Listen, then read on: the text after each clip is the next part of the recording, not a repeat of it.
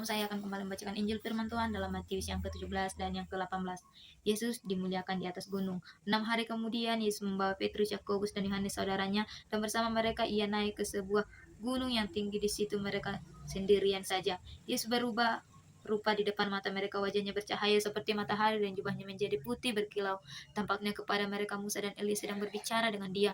Kata Petrus kepada Yesus, "Tuhan, sungguh baik kita berada di tempat ini. Jika engkau mau, biarlah aku dirikan di sini 3 kemah, satu untuk engkau, satu untuk Musa, dan satu untuk Elia." Sementara ia berkata-kata, tiba-tiba awan yang terang menaungi mereka, dan dari dalam awan itu terdengar suara yang berkata, "Inilah anakku yang terkasih, kepadanya lah aku berkenan, dengarkanlah dia." Mendengar itu sujudlah murid-muridnya, dan mereka sangat ketakutan. Yesus datang kepada mereka dan menyentuh mereka sambil berkata, "Berdirilah, jangan takut." Ketika mereka meninggalkan, mereka tidak melihat seorang pun kecuali Yesus seorang diri. Pada waktu mereka turun dari gunung itu, Yesus memberi perintah kepada mereka, "Jangan kamu ceritakan penglihatan itu kepada siapapun sebelum Anak Manusia dibangkitkan dari antara orang mati." Lalu murid-muridnya bertanya kepadanya, "Kaulah demikian, mengapa ahli-ahli Taurat berkata bahwa Elia harus datang dahulu?" Jawab Yesus, "Memang Elia datang dan akan memuliakan segala sesuatu. Aku berkata kepadamu, Elia sudah datang, tetapi orang tidak mengenal dia dan memperlakukannya menurut kehendak mereka. Demikian juga Anak Manusia akan menderita oleh mereka." Pada waktu itu mengertilah para murid bahwa ia berbicara kepada mereka tentang Yohanes Pembaptis. Yesus menyembuhkan seorang anak muda yang sakit ayan. Ketika mereka kembali kepada orang banyak itu, datanglah seseorang kepada Yesus dan berlutut di hadapannya. Katanya, "Tuhan, kasihanilah anakku. Ia sakit ayan dan sangat menderita. Ia sering jatuh dan ke dalam api dan juga sering ke dalam air. Aku sudah membawanya kepada murid-muridmu, tetapi mereka tidak dapat menyembuhkannya." Kata Yesus, "Hai generasi yang tidak percaya dan sesat, sampai kapan aku harus tinggal di antara kamu? Sampai kapan aku harus sabar terhadap kamu? Bawalah anak itu kemari." Yesus menghardik dia, lalu keluarlah setan itu dari dia, dan anak itu pun sembuh seketika itu juga.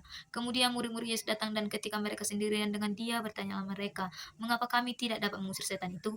Ia berkata kepada mereka, "Karena kamu kurang percaya. Sebab sesungguhnya aku berkata kepadamu, sekiranya kamu mempunyai iman sebesar biji sesawi saja, kamu dapat berkata kepada gunung ini, 'Pindah dari tempat ini ke sana,' maka gunung ini akan pindah, dan tidak akan ada yang mustahil bagimu." Jenis ini tidak dapat diusir kecuali dengan berdoa dan berpuasa. Pemberitahuan kedua tentang penderitaan Yesus. Pada waktu Yesus dan murid-muridnya bersama-sama di Galilea, ia berkata kepada mereka, "Anak Manusia akan diserahkan ke dalam tangan manusia. Mereka akan membunuh dia, dan pada hari ketiga ia akan dibangkitkan." Murid-muridnya pun sedih sekali. Yesus membayar pajak bait Allah. Ketika Yesus dan murid-muridnya tiba di Kapernaum, datanglah pemungut pajak bait Allah kepada Petrus dan berkata, "Apakah gurumu tidak membayar pajak sebesar 2 dirham itu?" Jawabnya, tentu membayar." Ketika Petrus masuk ke rumah, Yesus mendahulinya dengan pertanyaan, "Apakah pendapatmu, Simon? Dari siapakah raja-raja dunia ini memungut bea atau pajak? Dari rakyatnya atau dari orang asing?" Jawab Petrus, "Dari orang asing." Kata Yesus kepadanya, "Jadi bebaslah rakyatnya. Tetapi supaya kita tidak membuat mereka gusar, pergilah memancing ke danau. Tangkaplah ikan pertama yang kau pancing. Bukalah mulutnya, dan engkau akan menemukan mata uang 4 dirham di dalamnya. Ambillah itu dan bayarlah kepada mereka, bagiku dan bagimu juga. Siapa yang terbesar dalam kerajaan surga?" Pada waktu itu datanglah dalam Matius 18, "Siapa yang terbesar dalam kerajaan surga?" Pada waktu itu datanglah murid itu kepada Yesus dan bertanya, "Siapakah yang terbesar dalam kerajaan surga?" Yesus memanggil seorang anak kecil, menempatkannya di tengah-tengah mereka, dan berkata, "Sesungguhnya aku berkata kepadamu, jika kamu tidak bertobat dan menjadi seperti anak kecil, kamu tidak akan masuk ke dalam kerajaan surga. Oleh sebab itu, siapa saja yang merendahkan diri dan menjadi seperti anak kecil ini, dialah yang terbesar dalam kerajaan surga.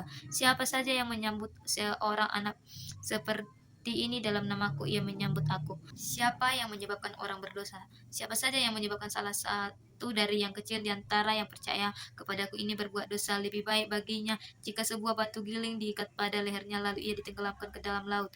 Celakalah dunia dengan segala hal yang menyebabkan orang berdosa.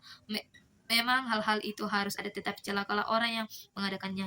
Jika tanganmu atau kakimu menyebabkan engkau berbuat dosa, penggal dan Anglah lebih baik bagimu masuk ke dalam hidup dengan tangan utuh atau timpang daripada dengan kedua tangan dan kedua kaki utuh dicampakkan ke dalam api kekal. Jika matamu menyebabkan engkau berbuat dosa, cungkil dan buanglah. Lebih baik bagimu masuk ke dalam hidup dengan satu mata daripada dengan dua mata dicampakkan ke dalam api neraka. Ingatlah, jangan menganggap rendah salah seorang dari yang kecil ini, sebab aku berkata kepadamu, malaikat mereka di surga selalu memandang wajah Bapakku yang di surga, sebab Anak Manusia datang untuk menyelamatkan yang hilang. Perumpamaan tentang domba yang hilang. Bagaimana pendapatmu? Jika seseorang mempunyai 100 ekor domba dan seekor diantaranya tersesat, tidakkah ia akan meninggalkan yang 99 ekor di pegunungan dan pergi mencari yang tersesat itu? Sesungguhnya aku berkata kepadamu, jika ia berhasil menemukannya, lebih besar keberaniannya atas yang seekor itu daripada atas yang ke-99 orang yang tidak tersesat. Demikian juga Bapamu yang di surga tidak menghendaki salah seorang dari yang kecil ini hilang. Tentang menasihati sesama saudara. Apabila saudara berbuat dosa, tegurlah dia bahwa empat mata. Jika ia mendengar engkau, engkau telah mendapatkannya kembali. Jika ia tidak mendengar engkau, bawalah seorang atau dua orang lagi, supaya atas keterangan dua atau tiga orang saksi perkara itu tidak disaksikan. Jika ia tidak mau mendengarkan mereka, sampaikanlah soalnya kepada jemaat. Jika ia tidak mau juga mendengarkan jemaat, pandanglah dia sebagai seseorang yang tidak mengenal Allah atau seorang pemungut cukai. Sesungguhnya aku berkata kepadamu, apapun yang kamu ikat di bumi ini akan terikat di surga, dan apapun yang kamu lepaskan di bumi akan terlepas di surga. Aku berkata lagi kepadamu, jika dua orang dari antara kamu di bumi ini sepakat tentang semuanya itu dan memintanya, permintaan mereka itu akan dikabulkan oleh Bapakku yang di surga. Sebab di mana dua atau tiga orang berkumpul dalam namaku, di situ aku ada di tengah-tengah mereka. Perumpamaan tentang pengampunan.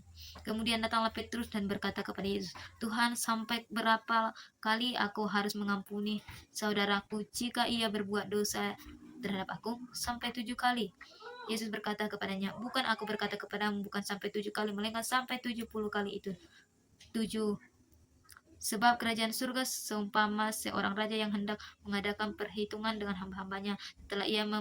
Setelah ia mulai mengadakan perhitungan itu, dihadapkanlah kepadanya seorang yang beruntung 10.000 talenta. Karena orang itu tidak mampu melunasi utangnya, tuannya itu memerintah supaya ia dijual beserta anak istrinya dan segala miliknya untuk pembayar utangnya. Lalu sujudlah hamba itu menyembah dia, katanya, sebarlah dahulu semuanya akan kulunasi. Tergeraklah hati tuannya oleh belas kasihan, sehingga ia membebaskannya dan menghapuskan utangnya. Ketika hamba itu keluar, ia bertemu dengan seorang hamba lain yang beruntung 100 dinar kepadanya. Ia menangkap dan mencekiknya, katanya, bayar utangmu.